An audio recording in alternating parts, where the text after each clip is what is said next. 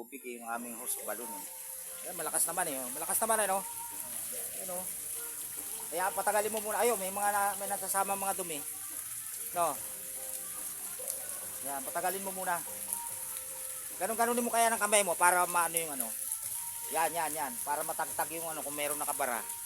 Malakas naman po yung tubig eh. Bigla na lang nawala eh. Yun po yung hose namin galing sa balon. Diretso dito, sinumpay namin sa ganun dito. May gilid nung retrap. Hanggang minsan eh, nawawala. May nababara-bara mga pinong maliliit na bato. Yan, malakas naman, no? Sige, try mo ibalik. Try mo. Try mo, sige. Para ha? Sige, ipan mo. Para lumabas doon yung bato maliliit. May mga bara-bara kasi buhangin maliliit eh. Ito yung linya ng hose namin. Ganun doon sa may balon na ginawa ko. Tatlong bahay kami dalawang bahay na lagyan ko. Kami naman nagamit din namin naman magdamag at maghapon laging nakaano yung tubig. Meron na? Oh, malakas na?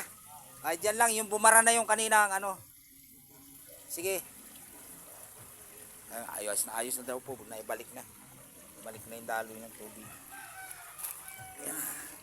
Yan lang yung mga hose ko kasi medyo butas-butas na yung iba. Dugtong-dugtong na lang kagaya nito. Malakas po yan yun. Gaya niya, dugtong-dugtong na lang yung hose ko. Okay na? Sige, salamat ha.